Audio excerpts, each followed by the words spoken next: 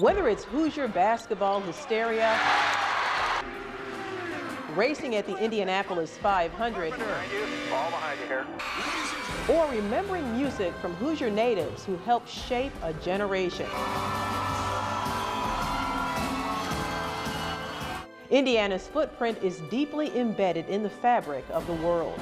During this year of Indiana's bicentennial, celebrations are being held across the state, leading up to December 11th, the day 200 years ago, Indiana became part of the United States of America.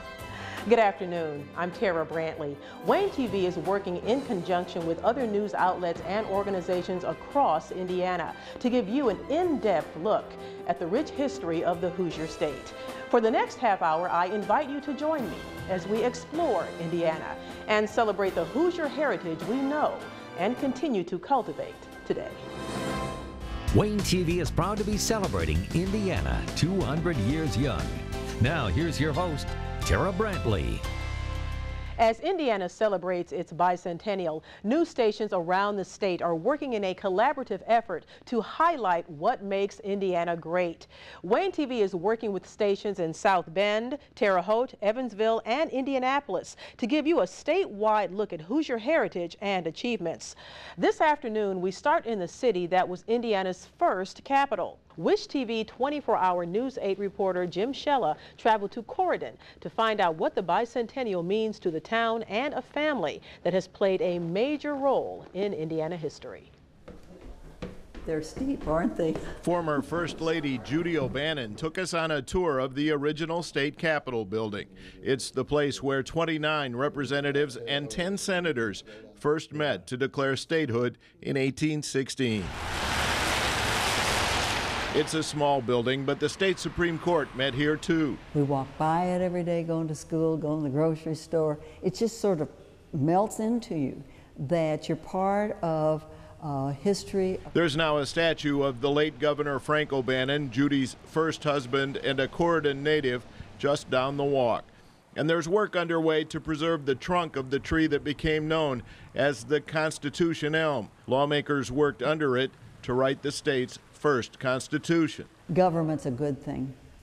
Without a coordinating, organizing body, you may be well-meaning, but you don't get as much done as if you all get together. They said, let's get organized, and that's what they did here in Corydon. There's a lot of history here in Corydon, and for 109 of the state's 200 years, the O'Bannon family has been recording it. Cut my paper. The Corydon Democrat is a weekly newspaper with an office across the street from the first Capitol. I thought that was very good. John O'Bannon is the fourth generation publisher. We changed this one to Community Connections 160 years. His wife Sonny is chief operating officer. They're now working on commemorative publications to mark the bicentennial, part of a Corydon celebration that includes 2 original plays, an art festival, and fireworks. We're looking at putting in a park, a bicentennial park, so more people will come downtown. You can just feel the energy in downtown Corydon now because everyone is wanting to get pristine in 16. That's the tagline for the big campaign. Many of the downtown buildings will get new facades with the help of state grants, and there will be lots of visitors. I think it's just helped us to realize and appreciate where we come from. See you later. Good luck, sit down. I will. But Judy O'Bannon wants this to be about more than history. I don't want it just to be wearing beards and remembering people that used to hew things with axes. I want it to be a thing that says, where are we going to be in the future? What are we going to do because we grew up in this place with this great heritage? She says that's what the pioneers did when they first gathered here almost 200 years ago.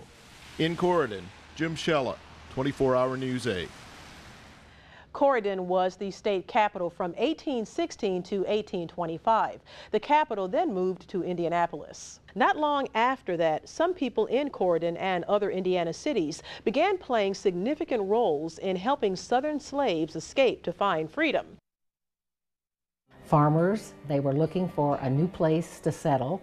They wanted to get away from the harassment because of the color of their skin. 6 black families before the Civil War in the South. Dee Reed, a local history buff, knows the tale as though it's her own. It was illegal to read and write, so it was illegal to hold church services even. But this isn't the story of a slave escape. As I say, they were free men. They were not slaves that were escaping from slavery. Born free landowners and farmers before Lincoln abolished slavery. You don't hear it that often, but it did happen. So these freemen needed a new place, and they needed some assurance before they left. So they sent out a scout. And the legend has it that he did return to the families and say, you'll be very surprised. There are hogs running around the forest with knives and forks in their backs. That land overflowing with food for the taking, the northeast part of Beagle County. It's known as Lost Creek. A trek hundreds of years ago, but one that would mesh perfectly with Wabash Valley history. Their young people became professionals in this community. They were barbers, they were undertakers, they were grocers. Now, you may wonder, is anyone from those original 6 families still around the area today? We found plenty. The family that I'm connected to from those 6 families was the Dixon Stewart family. The history is her own. I'm so proud to be part of that legacy because it's not just my family story, it's a part of American history that many of us have never heard. But hers is far from the only record we found. In fact, you've got to meet Dee's mother. You could call her a living treasure trove of history. If you live in Indiana, you've seen a farm. In fact, you may have lived on one. So when we tell you the story of Dorothy Ross's farm, you could probably guess it's nothing new. And you'd be right. In fact, it's already been around for 150 years. There's something about the way Dorothy Ross, her mother, tells it. They came in a covered wagons. They wanted things better for themselves. Did we mention she's 93 years old? And when you step on her property, you get a tremendous sense of what she's talking about. My mother inherited this land. Her prized possession, farmland, originally 20 acres.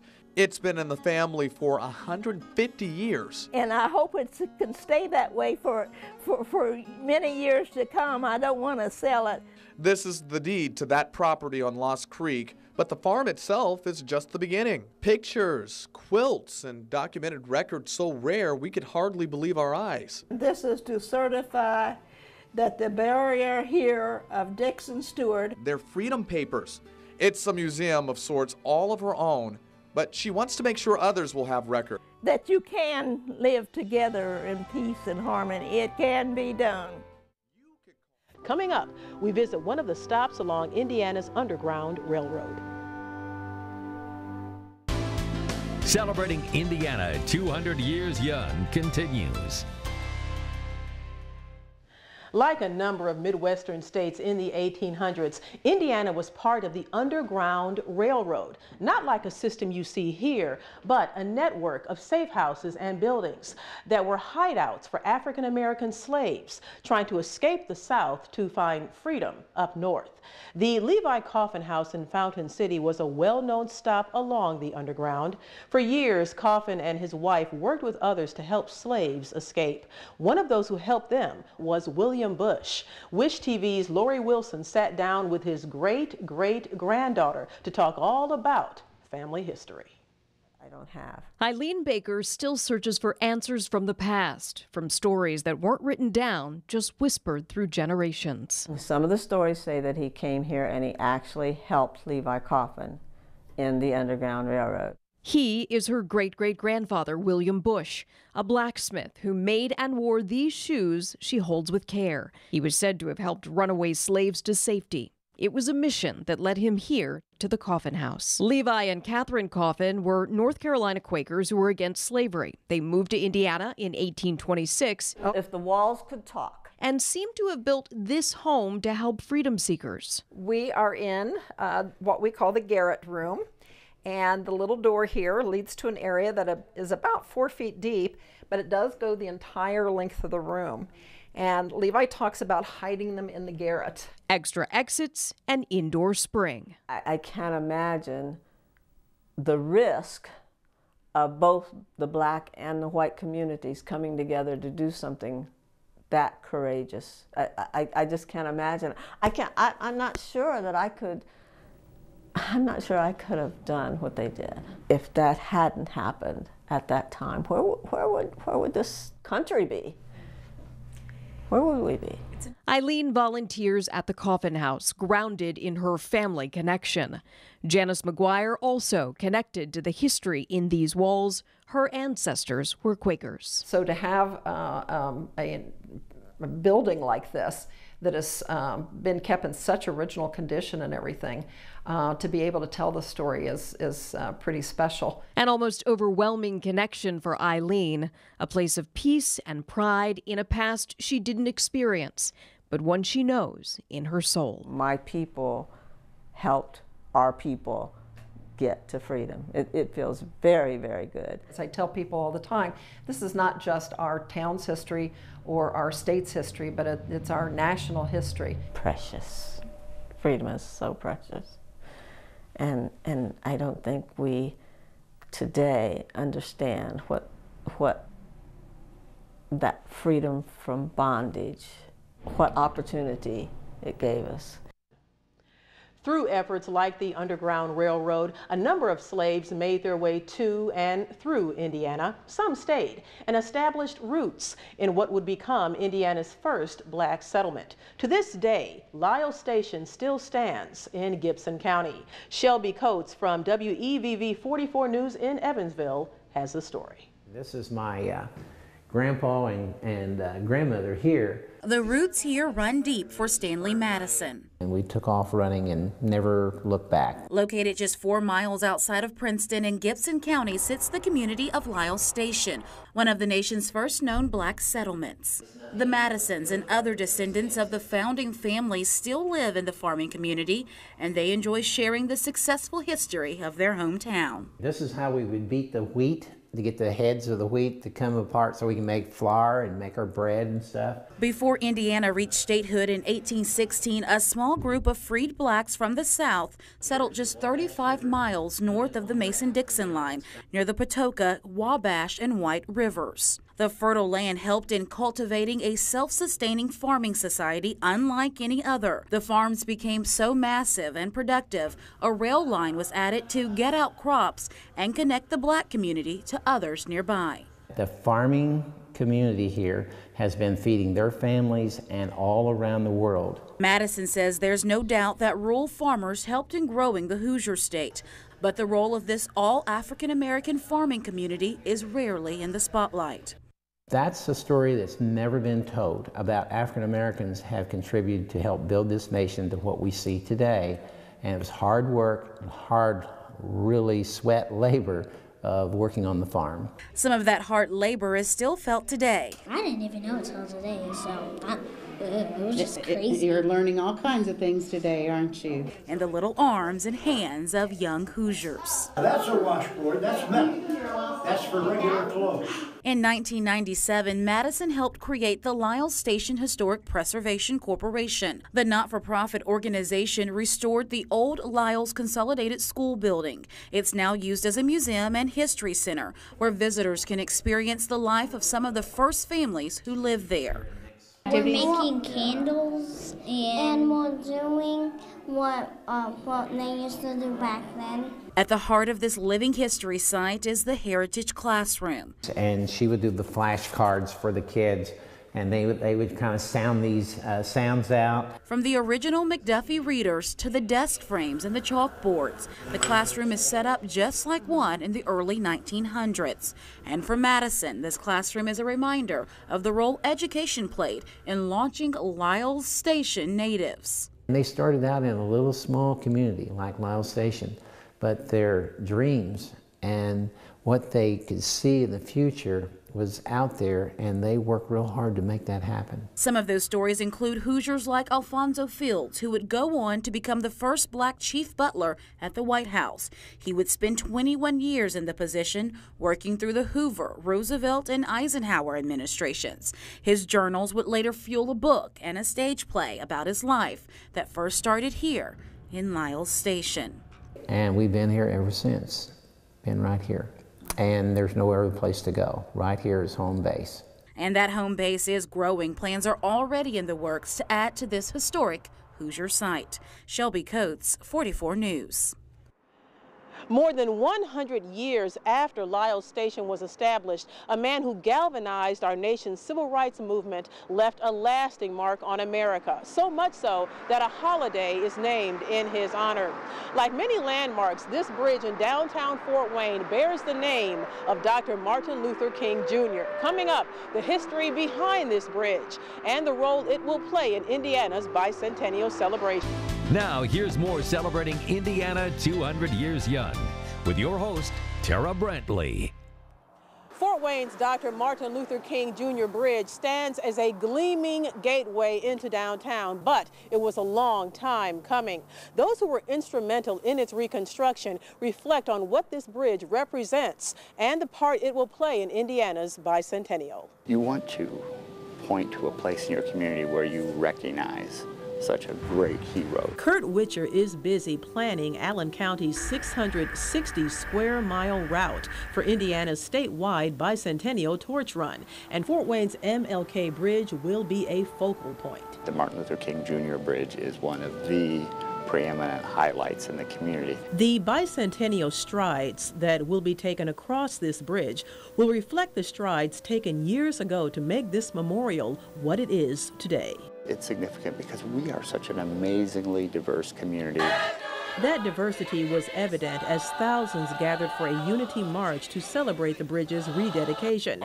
The date was June 4th, 2012, and Zenobia Pearson was there. You know, I have so much pride. A Fort Wayne native, Pearson served on the committee that selected 25 King quotes that decorate the bridge. There's very few times in life that you're actually able to be part of a process that will make an impact on the city that you've grown up and that you love. Everything from the inscriptions and the stonework and the ironwork on the bridge. It's a place for reflection. Clifford Clark, a member of Alpha Phi Alpha fraternity, was also there. A group of us participated by walking across the bridge shoulder by shoulder, and this is important to us because Martin Luther King, Dr. Martin Luther King was a member of Alpha Phi Alpha Fraternity Incorporated. A park? No. Dr. King's nephew, Derek King Sr., led the march, joined by city leaders. Well, when we announced that he was going to be coming to town, that we would walk across the bridge, just like they did in Selma, everybody came out, and we had quite a crowd that crossed this bridge.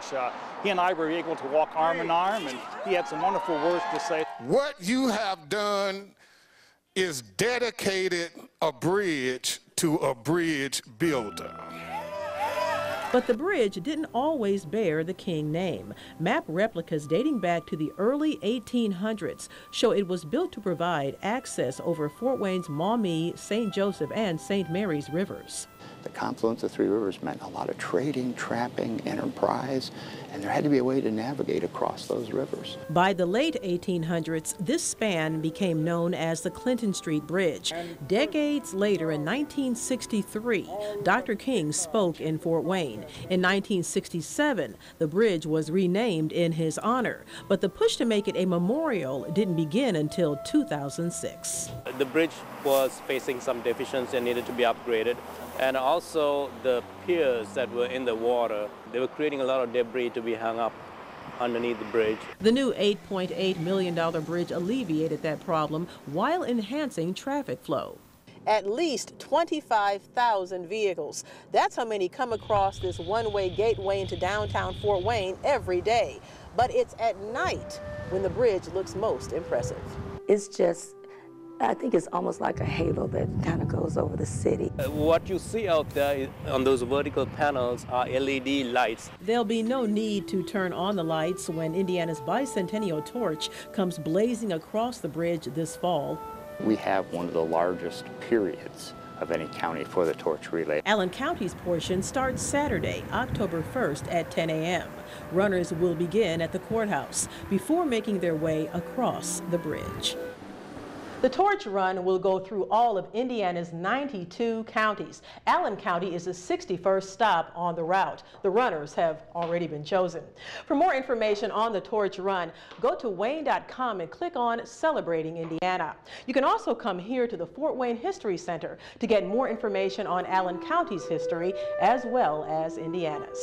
Still ahead, the last of the South Bend Studebakers. The world's largest maker of wagons and buggies used to be located right here in Indiana, in South Bend. And eventually the company rolled out something that took America by storm, the Studebaker. South Bend's National Studebaker Museum. Their 53 models are still considered the most beautiful automobiles ever built. It's a name still known worldwide, Studebaker. In 1852, two brothers, Henry and Clement Studebaker, opened a blacksmith shop along the St. Joseph River. From there, they grew to become the world's largest manufacturer of wagons and buggies. When the horse-drawn market dried up in the early 1900s, the Studebaker Brothers Manufacturing Company successfully transitioned to automobiles. More room and luxury than you'll find in most cars. When the auto industry boomed, Studebaker was not a small company by any means, but compared to General Motors, Ford, and Chrysler, Studebaker had only 4% of market share, but the look made a Studebaker stand out. Styling. You could always count on Studebaker having something a little different than the competition, and that was one area where they used their size to their advantage. Simply beautiful. Just peek inside. Studebaker wasn't just a leader in style and design, but also big car comfort at compact prices. This model was Studebaker's most successful design. The bullet nose was designed after an airplane. After World War II, everyone was really into aircraft. It was the new thing,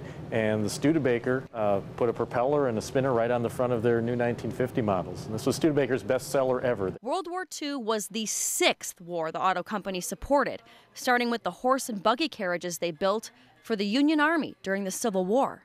World War II, they were producing airplane engines, Army trucks, and a vehicle called the Weasel, and they employed men and women, fathers whose sons were actually going out to fight the war. It's Studebaker's action car. This is the very last Studebaker that rolled off the assembly line up in Hamilton, Ontario, Canada, March 17, 1966, 50 years ago. So the question is, what brought an end to such an iconic car company? Before World War II, it was a seller's market. Auto companies were selling anything and everything they could build. When that flipped to a buyer's market, Studebaker found themselves on the short end of the stick. One management decision that was not a smart one was they never took a strike after World War II like every other manufacturer did to get their labor costs in line. Despite their downfall and ultimately closing in 1966, 50 years later, the brand has outlived the company and is still remembered through pop culture, like the Mr. Ed Show. It's new. The new 62 Lark by Studebaker. And Fozzie Bear drove a Studebaker, and the film's directors said, you know, we couldn't think of Fozzie Bear in anything but a Studebaker. In South Bend, you can still see the Studebaker legacy, from the churches to notable buildings to their old factory. All Hoosiers could point to as a source of pride that the company did so well for so long. As part of our ongoing commitment to you, we'll continue celebrating Indiana's bicentennial with special programs just like this, leading up to the big day, December 11th, when Indiana turns 200 years old. Thanks for watching Celebrating Indiana 200 Years Young. I'm Tara Brandley.